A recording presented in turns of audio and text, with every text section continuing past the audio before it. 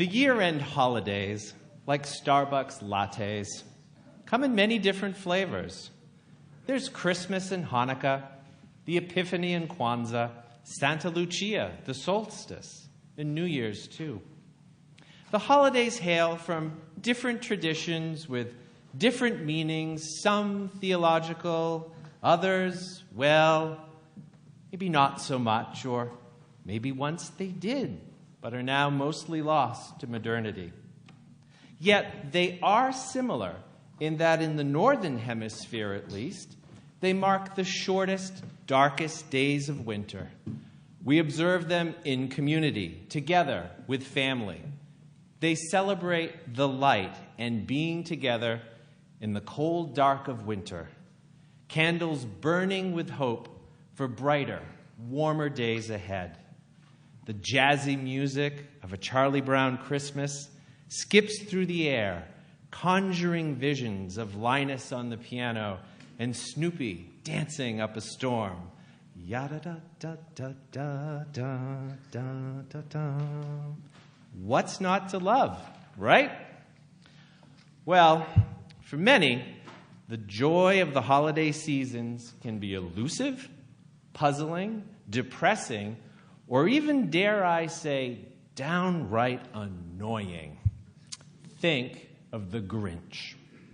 Dr. Seuss writes, "Every Who down in Whoville liked Christmas a lot, but the Grinch, who lived just north of Whoville, did not. Peering down from his cave high atop Mount Crumpet, he shuddered at the thought of all the Who children who would rush for their toys, and then, oh, the noise, noise. Yes, soon there will be family and feasts of roast beast and presents and laughter and light and singing and joy. Oh my.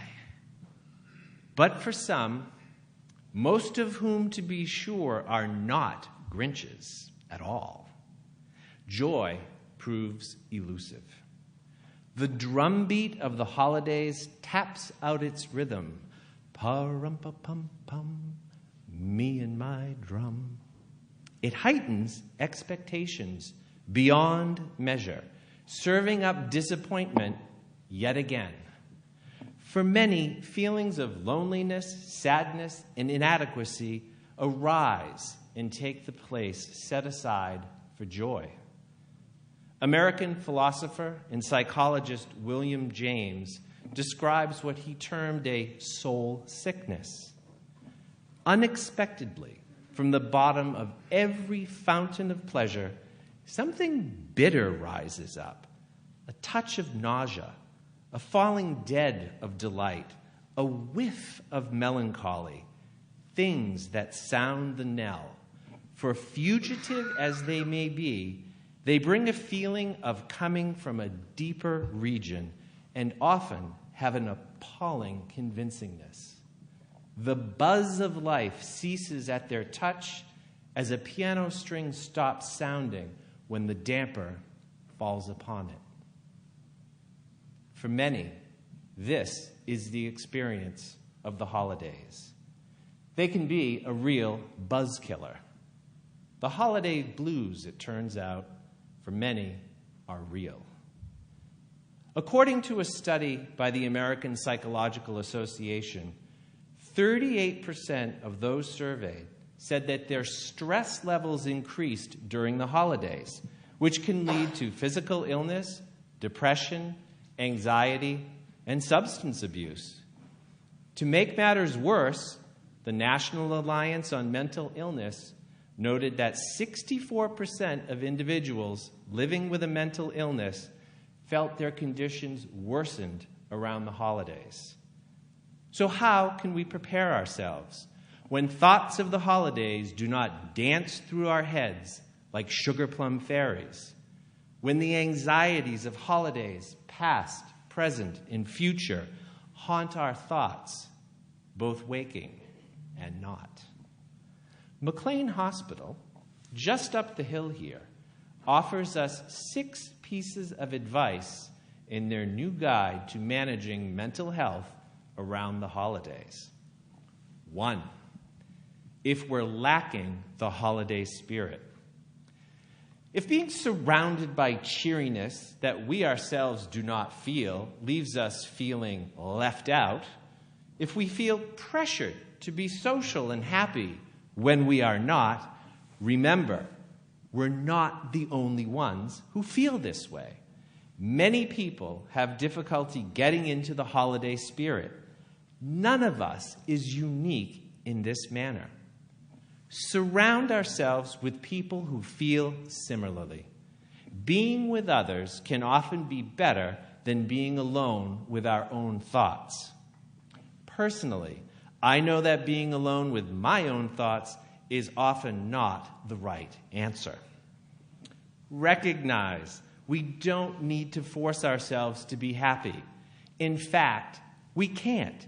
We all know this to be true. Avoid numbing feelings by using alcohol or other substances, which only worsen anxiety and depression in the long term. Alcohol and drugs never make things any better. And celebrate our own traditions, or even create new ones. Now, I find the suggestion to create new traditions a fascinating one. The word tradition, a statement, belief, or practice handed down from generation to generation, comes from the Latin trans, across, and dare, to give or to deliver. So, a tradition is something that endures or delivers across the lines of time. It would seem then that a tradition can only be recognized as such by looking backwards through time to see if it has in fact endured. And yet, we are advised in the present to create a new tradition. This undertaking is imbued with hope, the feeling of expectation and desire for a certain thing to happen. And to make it happen, it takes faith. The willingness to act upon the possibility of creating a new tradition, even when the evidence for its success is far from certain. Moving into action, creating a new tradition for our own benefit and the benefit of others, present and future, turns out to be a possible path back to joy in the present. Now, as I contemplate my first Christmas without my mother, I must admit that I'm not really feeling the holiday spirit. And you know what? That's okay. I'm not sure that with so much in flux that I'm ready to undertake the creation of a new tradition. But I will be here with you all on Christmas Eve for 4 services. But perhaps the following day, a surprise trip for Christmas and New Year's with my husband. Could a surprise trip on December 25th be the start of a new tradition? You bet it could. I'm getting kind of excited just thinking about it now. But let's return to the advice from McLean. 2. If we're overwhelmed by grief and loss, if we find ourselves grieving the loss of a loved one, as I'm now grieving the recent loss of my mother, let's remember to be kind and gentle with ourselves. Accept that we don't need to force ourselves to celebrate the holidays this year. They'll be back again in less than 12 months. They're not going anywhere. Grieve now. If we don't, it'll just come back to bite us in the butt when we least expect it. We know this to be true. Connect with a support group, friends, a therapist, or with our faith community here. We really do need one another, and we are here for each other. Join us for tea and scones, a book group, musical vespers, a lunch, or a night of board games. It's good just to be together. 3. If we feel pressured to participate in activities. If we find ourselves dreaming about the ways the holidays were or should have been or are supposed to be, we may set ourselves up for disappointment, unable to live up to the unrealistic expectations that we place upon ourselves and others. So better to prioritize and commit to only the most important activities. Pick one or maybe two things, and with grace and politeness, decline all the others. We're bound to feel relieved when our list of holiday commitments is shorter. We may even find that we're able to enjoy what we have committed to once the stress of declining the other events is behind us. Or schedule some get-togethers after the holidays when times are not so fraught with expectations. There's way less stress in making a plan for after the holidays. 4, if we feel stressed about giving gifts. If the stress of spending money or taking time to go shopping weighs upon us, if the mere idea of stepping into shopping malls fills us with a sense of existential dread, in full confession, that would be me. I hate shopping. Instead, give the gift of helping a neighbor or a friend or a stranger. The act of giving is more important than a present. Let our presence be our present. Forget the shopping, except for the little ones. Focus more on others and less on ourselves. It actually reduces our anxiety when we can step out of our own heads and help someone else. 5, if lack of sunlight is affecting our mood. SAD, seasonal affective disorder, is real. So remember to get out into the sunlight as much as possible, work near a window if you can, and exercise outdoors in the middle of the day.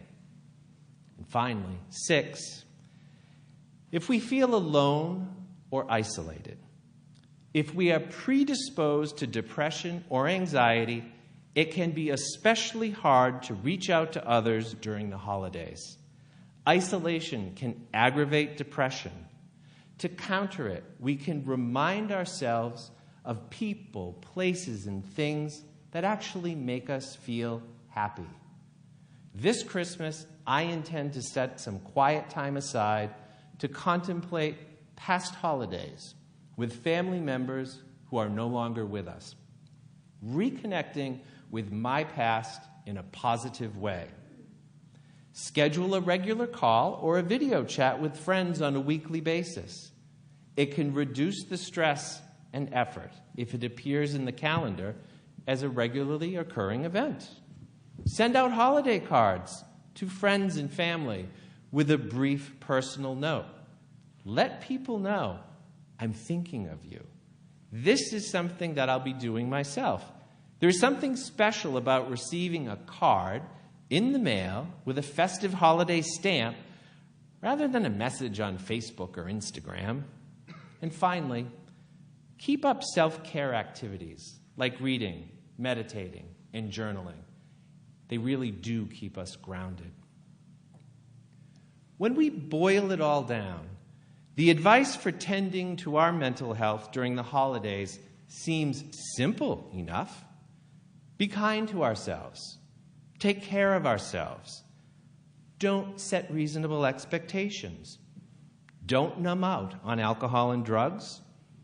Give space for grief work. Reach out and help others. Be in community.